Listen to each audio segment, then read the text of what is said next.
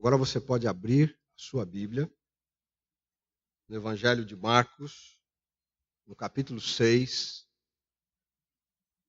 Nós vamos ler de 45 a 51. Marcos 6, de 45 a 51. O tema desta noite é Ele vem na hora certa. Ele vem na hora certa.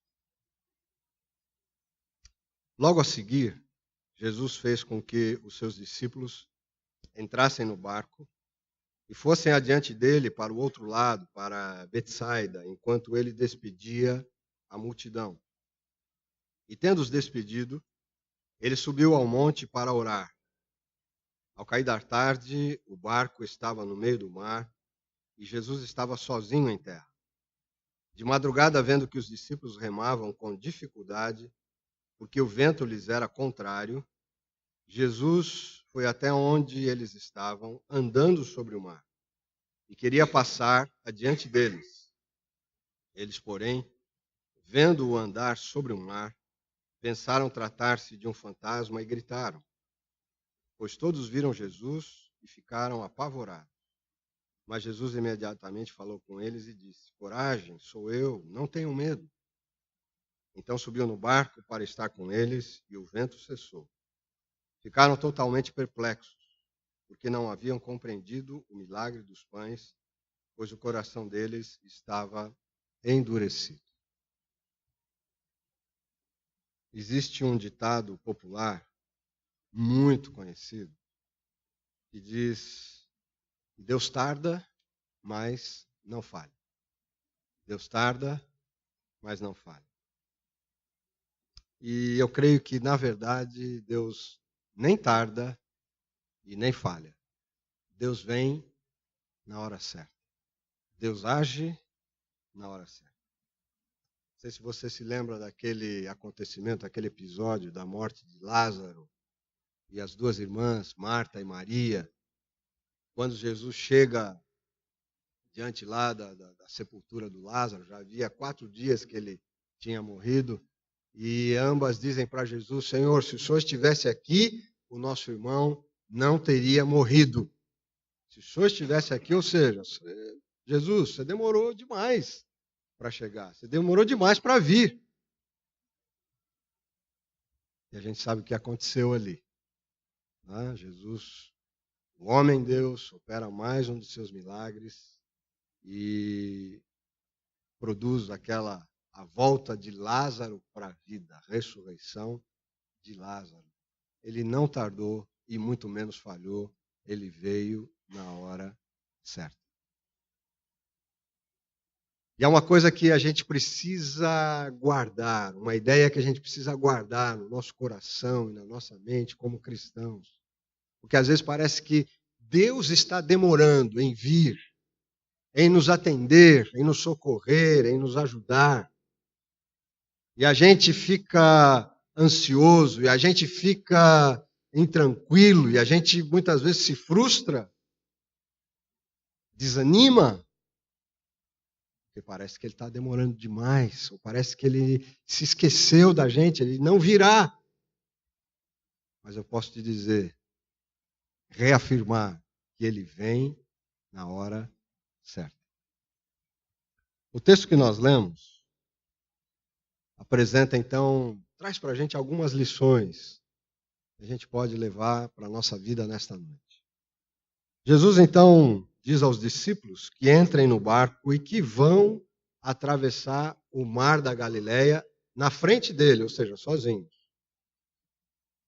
Eles estão ali na região de Nazaré, e aqui está o mar da Galileia, que na verdade era um grande lago, e Betsaida está logo após o lago, logo após o mar da Galileia, como era chamado. E Jesus então diz para eles, olha, agora vocês vão adiante. Havia acontecido a primeira multiplicação dos pães, e eles estavam ainda, né, digerindo aquilo. Como é que pode ele ter feito o que fez, enfim. Mas Jesus então diz para eles, vão adiante, que eu vou subir ao monte e eu vou orar, eu vou falar com o Pai. Vão adiante. vão em frente. Muitas vezes Deus diz isso para a gente. Vão em frente. Vão adiante. Por que vocês estão parados? Vocês estão esperando o quê? Vocês lembram-se da história do povo de Israel saindo lá do Egito? Está lá em Êxodo. E eles estão, aquela grande multidão, né? Caminhou um certo período e chega agora diante do Mar Vermelho. E atrás deles vinha o exército de Faraó com todo o seu poderio bélico. E agora então eles se veem numa situação onde não há saída. Na frente, o mar, e atrás, o exército de Faraó com a sua fúria e o seu poder vindo sobre eles. E aí o povo já começa a reclamar, vão para Moisés e dizer: Moisés, por que você não deixou a gente lá no Egito? Você trouxe a gente aqui para esse deserto, para a gente morrer aqui? É para isso que você trouxe a gente aqui? Você devia ter deixado a gente lá. E Moisés então vai falar com Deus e: Senhor, olha, estamos nessa situação, o povo está reclamando, e agora? Aí Deus diz o seguinte para Moisés: Moisés, por que você veio clamar a mim? Diga ao povo que marche. Diga ao povo que ande. Não é hora de ficar clamando a mim, não. Não é hora de ficar fazendo oração. É hora de dar um passo à frente. É hora de ir adiante. E muitas vezes isso acontece na nossa vida, sim. Às vezes a gente quer espiritualizar demais a vida. A gente se esquece que precisa andar, que precisa dar um passo adiante, que precisa ir em frente. E é o que Jesus, então, faz com os seus discípulos. Vão adiante de mim e atravessem o mar da Galileia. Muito bem, e Jesus sobe para o monte para orar. E lá vão os discípulos, e já era noite, e eles estão, então, atravessando o lago, devia ser uma travessia longa, e era madrugada e o vento sopra forte, um vento extremamente forte, sopra contra aquela embarcação, contra aqueles homens, e eles estão agora apavorados, achando que vão afundar, achando que de fato estão sozinhos. Mas o texto então nos diz que lá do monte, Jesus vê os discípulos sendo atingidos por um vento contrário e agora estão remando com muita dificuldade para chegar do outro lado, para chegar na terra firme. E é uma segunda coisa importante para a gente destacar. Parece que a gente está andando sozinho. Parece que estamos por nossa conta somente. Mas nós temos um Deus que nos vê, que olha para nós. Mesmo quando a gente entra no nosso quarto, quando a gente se tranca no nosso quarto para orar, sozinhos ali, o que Jesus diz, né? Quando a gente faz esse tipo de oração, que quando nós buscamos o Pai em secreto, e o Pai que nos vê em secreto vai nos abençoar. É um Deus que vê. Não apenas fala, mas nos vê, nos nota, percebe como é que está a nossa vida. Ele sabe dos ventos contrários que se abatem sobre nós, das nossas dificuldades de remar,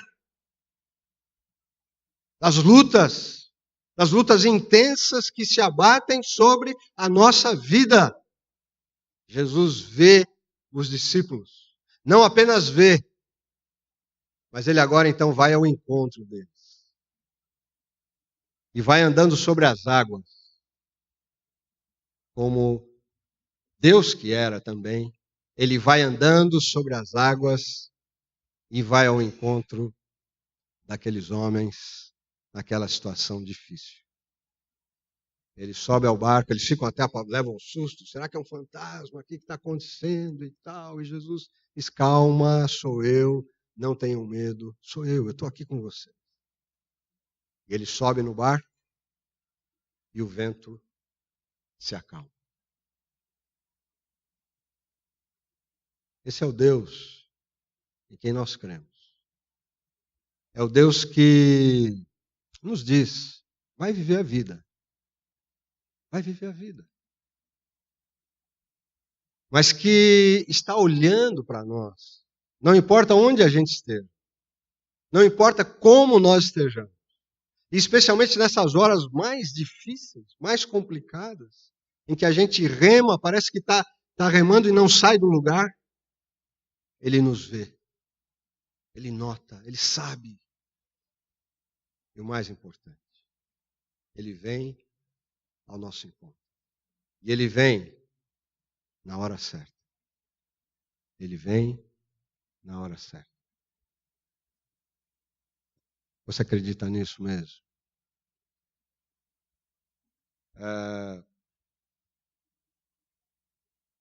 Em 1987, eu era pastor lá em São José dos Campos. Estava há uns 7 anos ali com o pastor daquela igreja, da primeira igreja presbiteriana de São José dos Campos. Mas de repente as coisas começam a ficar complicadas na igreja. Na minha relação com a liderança da igreja. Era um momento em que a igreja nacional enfrentava aquele embate litúrgico entre os jovens que queriam tocar os seus violões, as suas guitarras e as suas baterias na igreja, e os mais idosos, nem todos, mas de um modo geral, que achavam que o culto não seria um lugar próprio para eles. E, na verdade, não era possível que na igreja se tocasse uma bateria, uma guitarra, enfim. E aquilo virou um problema em muitas igrejas, virou um problema para a gente ali em São José dos Campos. E querendo dar todo o apoio aos jovens, alguns líderes da igreja não aceitavam, em hipótese alguma, que aquilo acontecesse na igreja.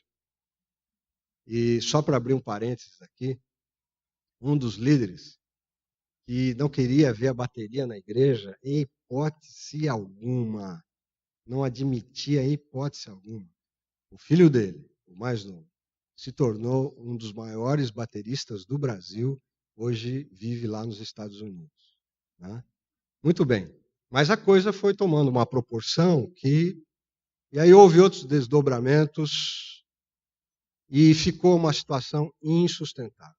Não havia nenhum problema moral, nenhum problema teológico, mas um problema litúrgico e administrativo também. E muitos desencontros. Quero dizer para você que está nos visitando aqui, que a igreja presbiteriana quase não tem problema, mas quando tem é para valer. Né? E o negócio ficou feio lá. E eu não vou entrar em detalhes, não vem ao caso, claro. Mas chegou num tal ponto que eu estava cansado de lutar por aquela questão e depois outras questões que vieram. Eu estava muito cansado e havia resistência dos dois lados. E eu estava já emocionalmente extremamente desgastado. E eu então resolvi renunciar ao pastorado da igreja. Eu estava eleito como pastor da igreja e eu resolvi renunciar ao pastorado da igreja na metade do ano. E comuniquei à assembleia da igreja e renunciei irrevogavelmente. Já tinha os 3 filhos.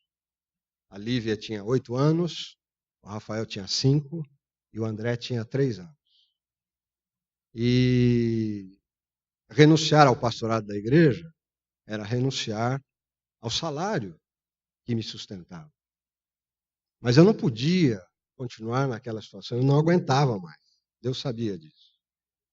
Então eu falei, não, eu preciso sair. Eu tenho que sair. O presbitério se reuniu e o pastor do presbitério chegou para mim e disse, Joel, vamos fazer o seguinte. Se você está renunciando sem volta, nós vamos pedir que a igreja envie o teu salário para o presbitério E aí o presbitério, nós aqui te pagamos o salário. Eu falei, olha, eu agradeço muito, mas eu não posso aceitar. Se estou renunciando ao pastorado da igreja, eu estou renunciando ao salário que a igreja me dá. Eu acho que não é justo eu continuar recebendo o salário mesmo indiretamente.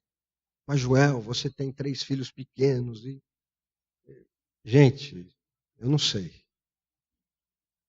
A gente vai dar um jeito. A Rosângela sempre me apoiando. Se a gente precisar vender pipoca lá na esquina, cachorro quente, nós vamos dar um jeito.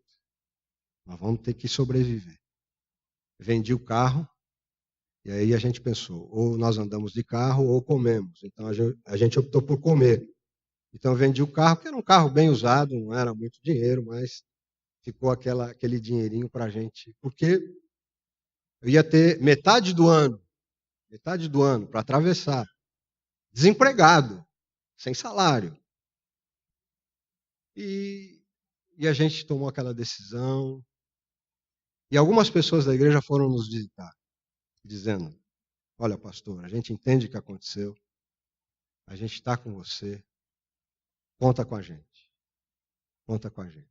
Algumas pessoas foram e ficou nisso. Certo dia, nós recebemos a visita de um casal que nem frequentava muito a igreja, pois o marido viajava muito. Eu até vou citar o nome deles para homenageá-los, né? O ano passado eu conversei com ela, Walter e a Enilda. E eles foram nos visitar. E aí ficaram em casa, a gente conversou e ele disse, pastor, a gente entende o que aconteceu, a gente está com você e conte com a gente. Eu disse, muito obrigado, muito obrigado. Mas era mais um, para mim era mais um, né? E vinha e dizia isso, e boa noite, tchau, e tudo bem, mas tá, tudo bem. Depois de alguns dias, o Walter, ele era diretor da Embraer. O Walter é uma das maiores, ainda é uma das maiores autoridades da aviação no Brasil. Aquele projeto do AMX, aquele avião militar brasileiro, ítalo-brasileiro, que não decolou por questões políticas e econômicas, aquele projeto era um projeto que ele liderava. Então ele estava sempre na Itália, então ele não frequentava muito a igreja, mas eram membros da igreja. Então o Walter era um cara de recursos. Muito bem. Aí estávamos em casa um dia e chega no nosso apartamento, bate no nosso apartamento a esposa dele, a Enilda. E diz, pastor, eu vim aqui porque a gente disse que queria ajudar vocês, que vocês podiam contar com a gente, e a gente de fato quer ajudá-los. Então a gente queria deixar esse cheque aqui com vocês. É a nossa ajuda para vocês. Quando eu vi o cheque, eu, assim, não dei um beijo nela porque ia ficar, né? Assim, mas aquele cheque representava o salário que eu recebia da igreja e um pouco mais. Agradeci, eu e a Rosângela agradecemos, a gente não esperava aquilo, e, enfim, foi uma coisa bem emocionante. E ela foi embora, e a gente ficou feliz da vida, falou, agora a gente vai ter que administrar bem esse dinheirinho para a gente conseguir chegar até o final do ano. Né? Muito bem. Mês seguinte, de repente, bate a Enilda no nosso apartamento, dizendo, pastor, está aqui a nossa ajuda para você. E eu, gente, que é isso? De novo. E de novo. E de novo. Até o fim do ano, com 13º e tudo. No começo eu fiquei constrangido ao receber aquele cheque, mas depois, aí a gente vai ficando sem vergonha, né? Aí já, não, pode depositar direto na minha conta. Não, não falei isso. Não falei isso. Não falei isso aí. Tá? É brincadeira. Mas, gente, nós pudemos comprar um outro carro, melhor do que aquele que a gente tinha. E eu tive 6 meses sabáticos. Foi um período de descanso absoluto, e Deus sabia que eu precisava daquilo. Como eu disse, eu estava emocionalmente em frangalhos, estava me sentindo incompreendido, em algum momento traído, decepcionado, não com Deus. Mas Ele veio. Ele veio na hora certa. Ele veio na hora certa. Essa experiência eu compartilho com você, não é para dizer, o pastor é assim com o homem lá em cima, então ele tem certos privilégios. Não, não pense nisso. Nem que eu seja melhor do que ninguém que está aqui.